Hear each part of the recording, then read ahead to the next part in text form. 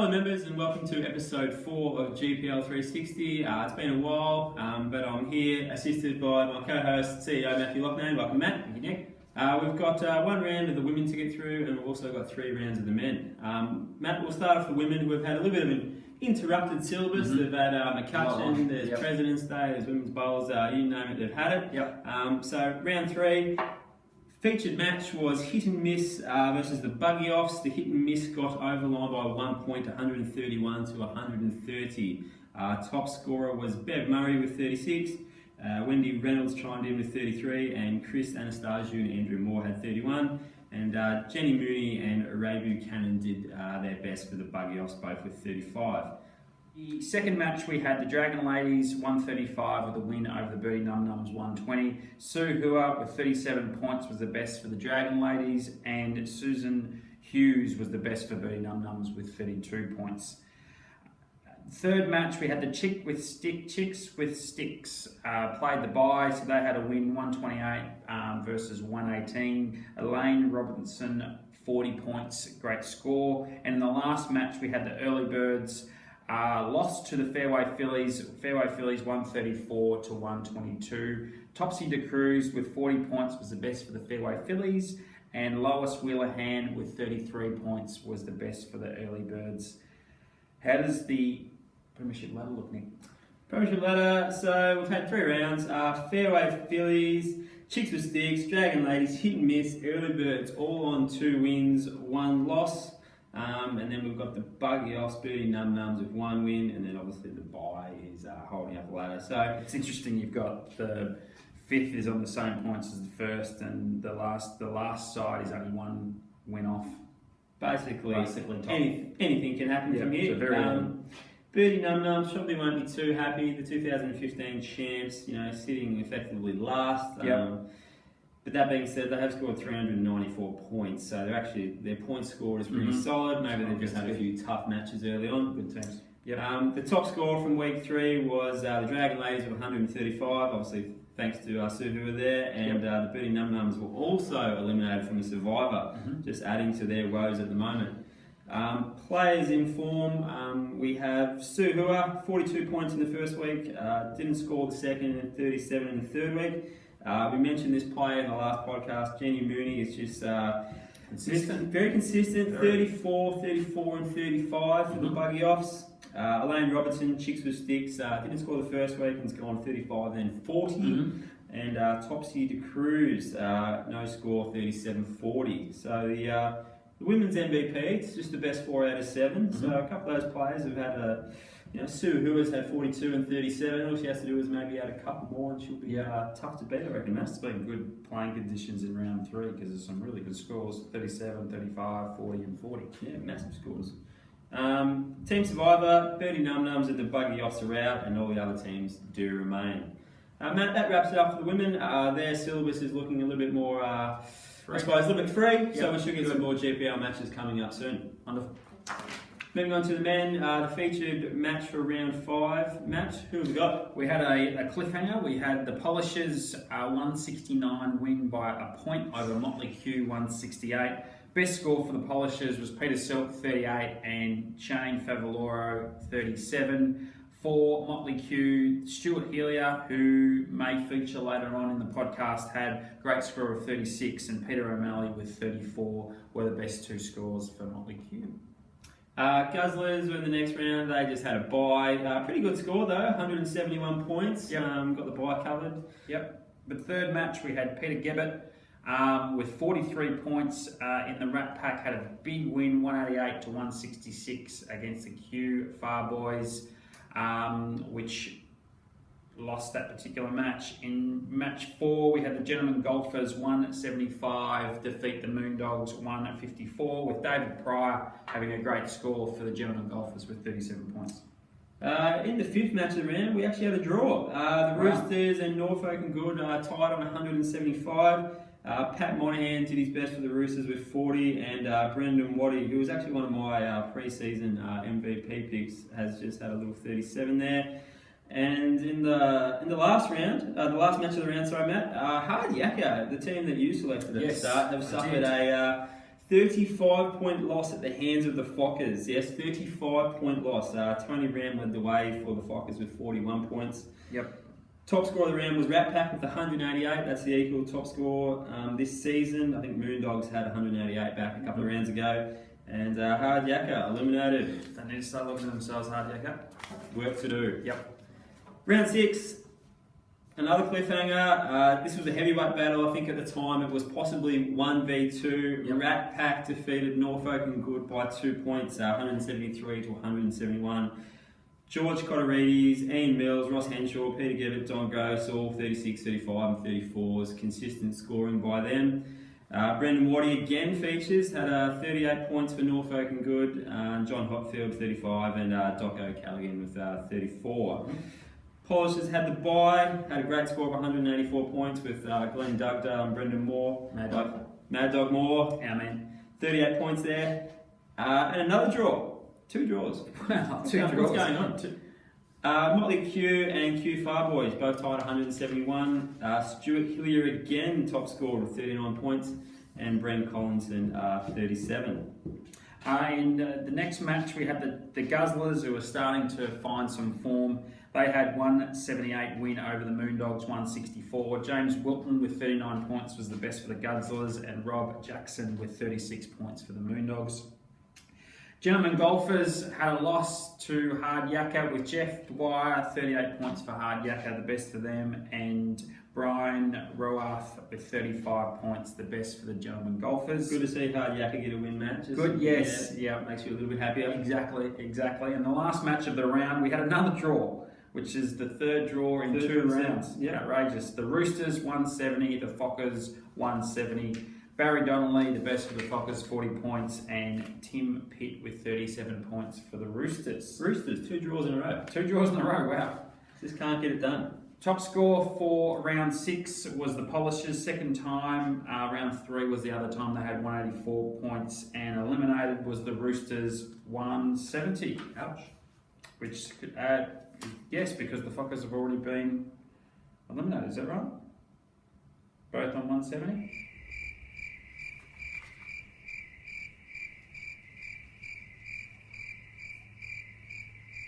Yes. Yes. GPL calculations are correct, everyone. Yes, the Fox have been eliminated. Round 7.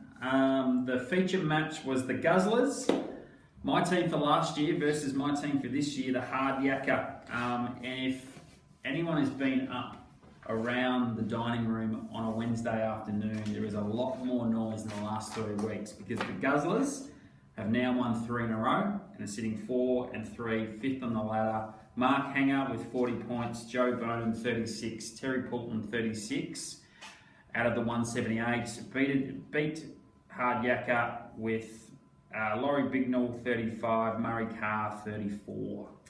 The beard, Mark the beard hanger. Mark the beard. Can I get that right? Mark the beard hanger, 40 points. Might be featured a little bit later on. You could possibly say that he's Tom Hanks out of Castaway and he's found his way home with 40 points. Mark, very cheap now. Mark. Second match, we had the Polishers, who are moving along nicely with David Whiting, 40 points, 176, beat the Q Far Boys, 163. And the Moondogs had a win over the Bye, 166 to 160. Rob Jackson, 36 points. Rob Jackson's putting together a nice little season. I've seen his name featured a couple of times. Yep. In the 4th match of the round, we had Motley Q defeat Norfolk and Good. Stu Hillier, top score to 40 for Motley Q. And Stu Hillier. Unbelievable. And Norfolk and Good are struggling. Is that 2 losses in the last 3 weeks? Yep. They were my pick at the start of the year. They were travelling quite nicely. I'm not sure what's happened there.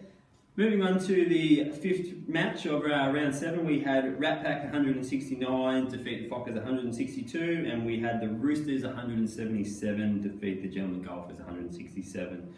Top score of the round was 178, which was the Guzzlers, and eliminated was the Fockers at 162.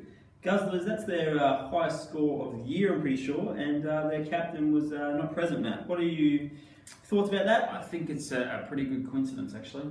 The colonel was out, and the rest of the boys lifted. So feeling probably a little bit more happier about their goal. Feeling, just the burden of the colonel on them. Potentially question the captain's leadership qualities, but for the 28th time. This year. Yeah, awesome. Yep. Matt, moving on to the ladder. What are your thoughts? I'm thinking, and it's probably fairly obvious, but the Polishers 6-1 are really strong.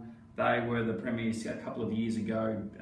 Didn't win last year, but are always a strong contender. So they're probably with the Rat Packet also 6-1, really strong. The Guzzlers, after a really slow start to the year, won their last three, strutting around a little bit up in the dining room, but they're the volumes up. The volumes lifting. Some of the disappointment teams, the Hard Yakka need to lift at 3 and 4. Big time. They're just hanging on to 8th position. So at the moment, it's starting to sort itself out the ladder with the strong teams lifting and the middle-ranked teams shuffling for positions.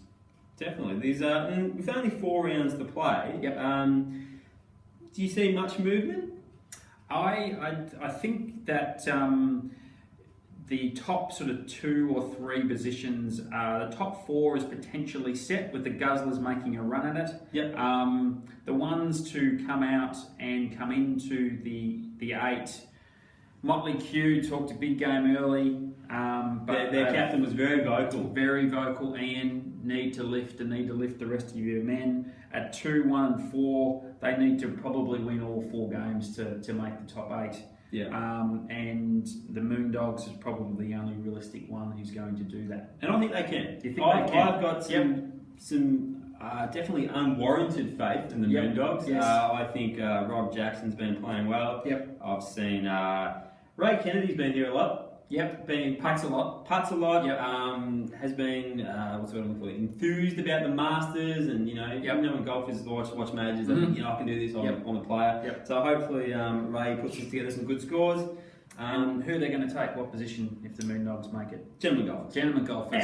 Peaking early. Straight out. Yep. No, fair enough. I don't think they can stay there. Yep. I think Norfolk are good, despite they are sitting 3rd and are equal with 4th and 5th on wins.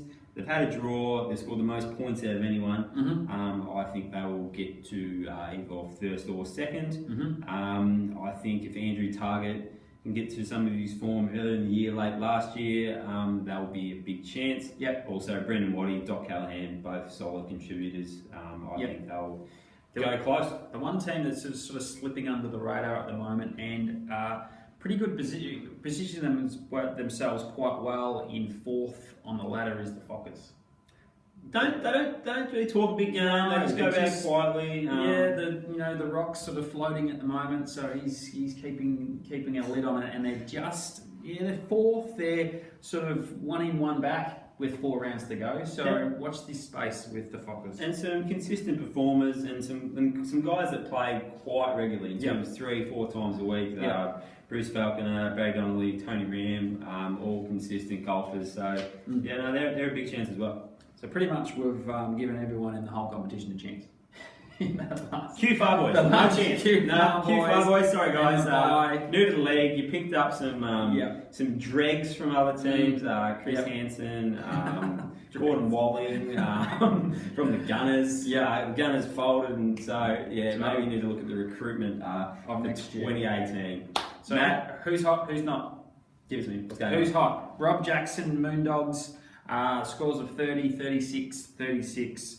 He's having a really good season. Peter Gebbett from the Rat Pack, 43, 3 weeks ago, or 3 rounds ago, 34, 33. So he's having a good season. Tom Hanks, Mark Hanger, didn't score 36, 40. So the bid's treating him well, Mark. Stuart Hillier, probably... Sneaky MVP? Sneaky MVP at the moment. Probably also not really that sneaky. No, he's 36, 39, 40 choice. and he's playing really well. Yep. And Bruce Falconer, Mr. Consistent with the Fockers, 34, 33, 33. A lot of those guys, the Fockers, just a lot of those C4s, C5s. Yep. They can sneak in a few big scores, which they have been doing. Barry Donnelly had 40, I think Tony Rim had 41. Probably needs some star quality of the Fockers, really. Someone sort of pulling in a 40 or a 41 instead of the early 30s. Yep, definitely. And if they do that, they'll be right up there. And who's not? Who's not so hot? Gives me great pleasure, actually, to announce these names. Frank Davis from the Gentlemen Golfers, 25, 31, 27, struggling there. Phil Abbott from the Polishers has only played one game from 7. That one game he did play at 29 points. So nothing, Phil. No, we need some more appearances and some quality appearances from Phil. Mind you, they're still on top without him. That's so true. Probably don't That's need true. him. So he's hanging on. Yeah, Phil. Very much coattails. And Peter O'Malley from Motley Q. His last 2 games have been pretty poor, 24 and 31, and the Motley Q boys definitely need some star power, so they need the palm to lift. Yes. Team Survivor, we've got 5 teams left. These teams, is that Motley Q still in this Team Survivor? Motley Q, yes, 3rd last, so that might have been what they were talking about early in the season. They were going to peak for the Survivor, but they're still there. Yeah, definitely. And then the other teams, obviously, Norfolk and Good, Rat Pack, Guzzlers, Polishers, so quality there. Guzzlers, unsure about that one. Matt, that wraps it up for episode 4 of GPL 360. The next episode will feature some on-course discussions with GPL players. So if you do see us out on the course, please don't be shy. Exactly. Thanks, Matt. Thank you.